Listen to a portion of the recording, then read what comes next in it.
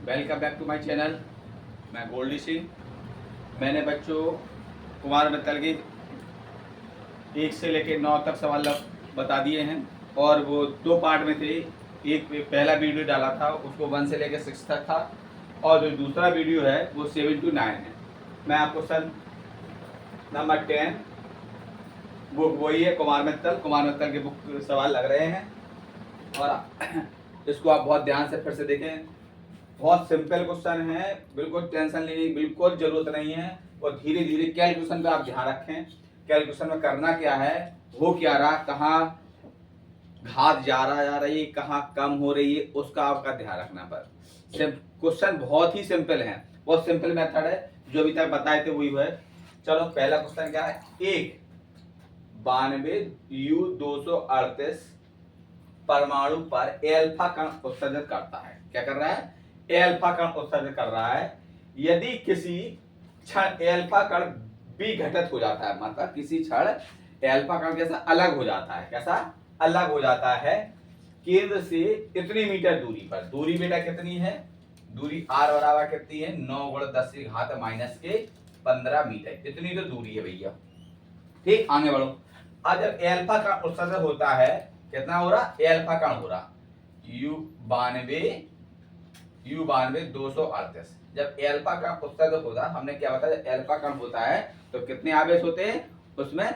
2 आवेश होते हैं। कितने? 2 इलेक्ट्रॉन। कितने होते हैं? 2 इलेक्ट्रॉन होते हैं। ठीक है, क्लियर। अब यहां से जब 2 चले जाएंगे तो बचेगा कितना? 90 बचेगा, क्योंकि 92 में से 2 चलेगा, कितने बचे? 90U238 बराबर के कितना बचेगा? 2 चले गए तो यहाँ पे कितना बचेगा? इसको कैसे लिख सकते हैं? +2 इलेक्ट्रॉन, ऐसे लिखेंगे। ठीक है। अब 2 आवेश होंगे, एक आवेश यहाँ पर रखा हुआ, एक आवेश यहाँ पर रखा हुआ। पहले पर आवेश क्या है? 90। कितना है? 90U238 और दूसरे पे कितना है? 2 इलेक्ट्रॉन। यहाँ पे Q1 की वैल्यू होती, यहाँ पे Q2 वैल्यू होती। ये यहाँ से यहाँ तक की दूरी दी गई 9 × 10 की घात -15, इतनी दूरी दी गई। ध्यान से देखना। पहला जो आवेश है Q = मैंने फॉर्मूला लगाया, Q1 का फॉर्मूला क्या होगा, क्योंकि 2 आवेश है, Q1 और Q2 है, तो फॉर्मूला वही है। Q1 की वैल्यू क्या बताई मैंने? Ne। अब n की वैल्यू जो है, परमाणु क्रमांक कितना है? 90 हो गया। कितना हो गया? n की वैल्यू कितना हो गई? 90। तो यहाँ पे लेंगे 90, तो E का मान, इलेक्ट्रॉन का मान 1.6 × 10 की घात -19। अब गुणा कर दो, दशमलव हटा देना, इसका दशमलव हटा दिया, नीचे कितना बढ़ गया? 1। कितनी संख्या? एक संख्या तो 1 0। क्लियर? एक संख्या तो 1 0, 0 से 0 निपटा दिया। कितना बचा भैया? 9 × 16 × 10 की घात -19, ये बचा हुआ है। अब गुणा कर दो, Q1 = 16 9 144, 144 × 10 की घात -19, Q1 का मान आ गया, Q1 का। अब निकालना Q2 पर कितना है? 2E है। कितना है? Q2 = क्या है? N × E। अब N की वैल्यू पता है कितनी है? 2 है। कितनी है? 2 के 2, E का मान 1.6 × 10 की घात -19, 16 दूनी 32, 3.2 × 10 की घात -19 आ गया। अब निकालना है कि एल्फा कण कितना बल कार्यरत होगा। क्या निकालना है? बल। जब बल निकालना है तो वही फॉर्मूला लगा दें आप, F = यहां से बता दो, यहीं से बता दे रहे। F = फॉर्मूला क्या? 1/4 पाई F0 और into Q1 × Q2 upon R²। यही तो है। हाँ चलो, अब इसकी वैल्यू तो मुझे पता है कितनी है। इसकी वैल्यू कितनी है? कितनी है? F = कितनी वैल्यू इसकी? 9 × 10 की घात 9 और Q1 का मान कितना है? 144 × 10 की घात -19। Q2 का मान कितना है? 3.2 × 10 की घात -19 बटे R। R का मान कितना है? 9 × 10 की घात -15। R ये तो थी, यहीं पे यहाँ पे भी बता दी। इसको लिखेंगे 9 × 10 की घात -15 की घात 2, R² है, पावर 2 देनी पड़ेगी आपको। ठीक है, हो गया। अब क्या करना है? अब सिस्टम से आइए, संख्या संख्या घात घात सब अलग अलग कर लो।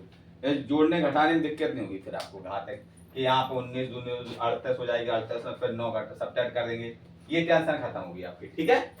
चलो यहाँ पे देखना बेटा, यहाँ पे इस जगह, ठीक है, यहाँ पे लेके चल रहे हैं हम आपको। अब यहाँ पे क्या आ रहा है, एफ इक्वल टू संख्या संख्या लिखो 9 गुणित की 144 गुणित 3.2 गुणित ये टर्म यहाँ पे आ गया, ध्यान रखना है, ये यहाँ सॉल्व कर देगा, ठीक है। अब ये माइनस के 19 है, ये माइनस के 19, तो ये दोनों घात आधार एक से मिला घात जुड़ जाएंगी, 19 और 19 कितने हो गए 38, 19 दूना 38। अब माइनस के 38 हो गए और प्लस के 9 हो गए, 38 में 9 घटा दो, यहाँ पे कितना बचे 18 में 9 गए 9 और 3 में से 1 गया 2, 29 बचा, कितना बचा 29। तो इसको क्या लिख सकते हैं 10 की घात माइनस के 29 बटे 9 का वर्ग कितना हो जाएगा बेटा 81 गुणित 10 की घात 15, 15 दूनी 10 की घात माइनस के 30, वही लो। चलो अब 9 के पाड़े काटो, 9 एकम 9, 9 नम क्या कट गया 9 9 81। अब 9 के पाड़े पर काट दो, 9 एकम 9 कितना बचा 5, 9 छक 54। एफ इक्वल टू कितना हो गया, एफ इक्वल टू 16 गुणित के 3.2 गुणित 10 की घात माइनस के 29, माइनस के 30 ऊपर लेके जाएंगे कायम हो जाएंगे प्लस में, अगर घात बटे में है मतलब हर में है उसको ऊपर लेके जाएंगे कायम हो जाएंगे माइनस में, अगर हर में माइनस में अंश में लेके जाएंगे तो माइनस की हो जाएगी, अगर माइनस की है अंश में लेके जाएंगे तो प्लस की हो जाएगी। ऐसे ही जब अंश में घात ज्यादा हो हर में लेके आए तो प्लस की तो माइनस की हो जाएगी, माइनस की तो प्लस की, सीधी सी बात है, कोई दिक्कत नहीं है, ठीक है। तो जब माइनस के 30 ऊपर लेके गए तो किसकी होगा बेटा प्लस की, ये प्लस की। अब 16 गुणा कर दो, 16 का गुणा कर दो, 16 दूनी 32 के 2 हंसलाई 3, 16 के 48 और 3 51, 512, 29 में से 30 घटा दो, कितना बचेगा बेटा 10, 30 घटा तो सही बचेगा। अब 10 का गुणा कर दो, एक अंक बाद दशमलव लगी थी, जब एक अंक बाद दशमलव एक अंक बाद दशमलव लगी है तो 10 का गुणा तो 1 0 से 1 कट जाएगी, तो एफ बराबर क्या हो जाएगा 512 न्यूटन, ये हो गया, क्लियर आ गया, हो गया। अब मैं क्वेश्चन आपको बहुत अच्छे से देखना, पहले ये लिख लेना आप, फिर यहाँ से आप फिगर बनाना, चाहे तो आप ये लिखने की जरूरत नहीं है, आप यहाँ से फिगर बना के सीधा, फिगर का जरूर ध्यान रखना, अगर फिगर गलत हो गया सब कुछ गलत हो गया। चलो कुछ करके इसको, चलो क्वेश्चन नंबर 11, क्या दो अल्फा कण परस्पर 0.1 एम्पीयर की दूरी पर हैं, इनके बीच कार्यरत विद्युत प्रतिकर्षण बल तथा गुरुत्वाकर्षण बल से कितना गुना होगा।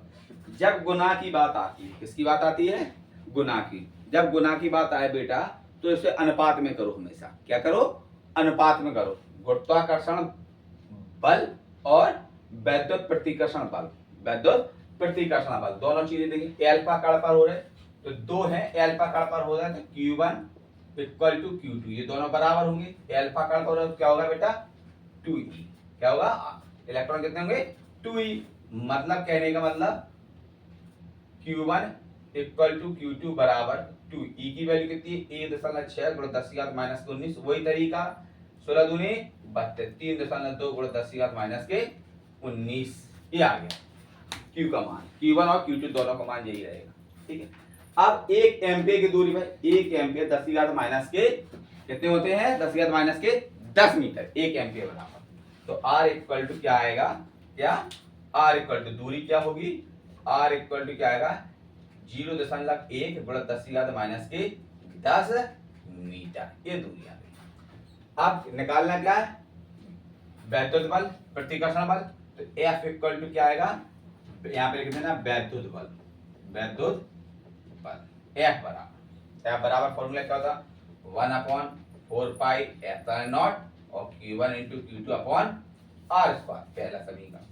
हमने क्या बताया जब गुना आए तो क्या करना है अनुपात में करना, आपको क्या करना है बेटा अनुपात में, एक बल से कितना गुना है लिखा साफ साफ, तो अब क्या करेंगे अनुपात में करेंगे, ठीक है। अब ये विद्युत बल आगे क्या है गुरुत्वाकर्षण, अब गुरुत्वाकर्षण बल जो है गुरुत्वाकर्षण सार्थक गुरुत्वाकर्षण नियतांक में मिलेगा आपको, गुरुत्वाकर्षण, गुरुत्वाकर्षण क्या होगा एक दोनों एफ से जोड़ कर नहीं पाएंगे, एक एफ हो गया तो इसको एफ1 ले लो, ये इसको एफ2 ले, एफ डैश लगा दे रहे, क्या लगा दे रहे एफ डैश इक्वल टू क्या formula, G m1 m2 upon R square, ये फॉर्मूला होता है इसका गुरुत्वाकर्षण नियतांक का। ये समीकरण नंबर 6 है। अब हमने क्या बताया, अनुपात में करना है। क्या करना है इसको, अनुपात में। इसको आपको अनुपात में करेंगे, गुना की बोल रहा है वो, जब गुना की बात आए, हम फिर से बोल रहे हैं, गुना की बात आए तो उसको अनुपात में करें। आप किसमें करें बेटा, अनुपात में। तो क्या लिखेंगे आप, f1 upon f2 f dash equal to, पहली वैल्यू क्या है 1 upon 4 pi epsilon naught और q1 into q2 upon R square. f2 की वैल्यू कितनी, f डैश की वैल्यू कितनी है, g m1 m2 upon R square. अब क्वेश्चन फंस गया, हम मुझे q1 की वैल्यू पता है, q2 की वैल्यू पता है, r की वैल्यू पता है, बट हमें गुरुत्वाकर्षण नियतांक की वैल्यू पता नहीं है। तो गुरुत्वाकर्षण द्रव्यमान की वैल्यू पता नहीं, द्रव्यमान करने के लिए आप करना क्या पड़ेगा, ये आपको पेपर में पहले क्वेश्चन में दिए रहेंगे। क्वेश्चन में हिंट के रूप में आपको दिए रहेंगे, जी का मान कितना होगा, m का मान कितना होगा, m2 का मान कितना होगा, ये सब आपको मान दिए रहेंगे। गुरुत्वाकर्षण नियतांक जहां जी क्या है, जी की वैल्यू होती 6.67 गुणा 10 की घात माइनस के 11, 10 की घात माइनस के 11, और आर की वैल्यू जो सेम है तो वही रहेगी, आर की वैल्यू सेम है वही रहेगी आपकी, आर की वैल्यू कन्वर्ट नहीं होती कभी, ठीक है, आर की वैल्यू जो है वही रहेगी। चलो इसकी वैल्यू मुझे पता है, यहाँ पे वैल्यू लिख दे क्या हम, चलो यहाँ वैल्यू लिख दे रहे, जी इक्वल टू 6.67 गुणा 10 की घात माइनस के 11 न्यूटन इंटू मीटर स्क्वायर प्रति किलोग्राम स्क्वायर, ये होती वैल्यू इसकी, ठीक है, ये इसका मात्रक होता है। m1 और m2 ये दोनों की वैल्यू क्या होगी, 6.6 गुणा 10 की घात माइनस के 27 केजी जे ग्राम, ये इसकी वैल्यू हुई। क्लियर, आर की वैल्यू मुझे पता ही, आर की वैल्यू वही है जो हमें बताई आपको। चलो वैल्यू पुट कर दो, F equal to value put करो, यहाँ पे कर दे रहे। चलो इसकी वैल्यू क्या है, 9 गुणा 10 की घात माइनस के, सॉरी 9, q1 का मान कितना है, आप बीच बीच का गुणा होगा, ऊपर नीचे गुणा से आर स्क्वायर निपटा देना, कोई दिक्कत है क्या बताइए, है आर स्क्वायर से ऐसा नहीं होता, 1/2 गुणा के 3/4, बीच बीच का गुणा ऊपर नीचे गुणा होता तो 4 ऊपर पहुंचेंगे तो 2 दूनी 4 कट जाएंगे, तो आर से स्क्वायर निपटा दे रहे हैं। सिंपल रहेगा, कैलकुलेशन भी करनी पड़ेगी, अब सीधी सी बात रहेगी, ठीक है। चलो इसको आर स्क्वायर से निपटा दिया, क्यू का मान कितना है, 2 गुणा कितना, सॉरी 3.2 गुणा 10 की घात माइनस के 19, और Q2 का मान भी वही है 3.2 गुणा 10 की घात माइनस के 19, बटे में आइए G का मान कितना है, G का मान 6.67 गुणा 10 की घात माइनस के 11, 6.67 गुणा 10 की घात माइनस के 11, और M1 का मान कितना है, नहीं बन पा रहा है, बन नहीं पा रहा, इसको बन ही नहीं पा रहा में भाई, इसको नीचे ही लिखना पड़ेगा। एफ इक्वल टू, इसकी वैल्यू कितनी है, 9 गुणा 10 की घात 9, इसका मान 3.2 गुणा 10 की घात माइनस के 19, इसका मान 3.2 गुणा 10 की घात माइनस के 19 बटे जी का मान 6.67 गुणा 10 की घात माइनस के 11, और m1 का मान कितना है बेटा, 6.6 गुणा 10 की घात माइनस 27, 6.6 गुणा 10 की घात माइनस के 27 गुणा 6.6 गुणा 10 की घात माइनस के 27। क्लियर, चलो अब इसकी कैलकुलेशन है, मोस्ट इंपोर्टेंट कैलकुलेशन क्या है, F upon f1, F upon f1 equal to, calculation बिल्कुल टेंशन नहीं लेने, बहुत छोटी सी कैलकुलेशन है, अभी हल आ जाए। संख्या में बताया, संख्या रख लो, 9 गुणा 3.2 और 3.2 आप आ जाओ, 19 दूनी 38, 38 में 9 घटाओ, वही फिर 38 में 9 घटाओ 28, 10 की घात माइनस के 28, यहाँ पे क्या लगा 6.67 गुणा 10 की घात माइनस के 11, और यहाँ पे कितना लगा, नहीं संख्या बोला, संख्या रखो, 6.6 गुणा 6.6 गुणा 10 की घात माइनस के 27, और फिर गुणा 10 की घात माइनस के 27 गुणा 10 की घात माइनस के 11, ठीक है, हो गया। चलो गुणा करें या कट करना, कट कर दो, अब 2 के पाड़े से कट करो, एक अंक बाद दशमलव इसमें लगा, एक अंक बाद दशमलव से इसमें लगा, एक अंक बाद दशमलव कट कर, ठीक है, बढ़ाएं, हाँ बिलबिलाने की कोई जरूरत नहीं है, बहुत सिंपल कैलकुलेशन है, कहीं कुछ नहीं करना है आपको, सीधा सीधा लिखते जाए आप। काटो उसको,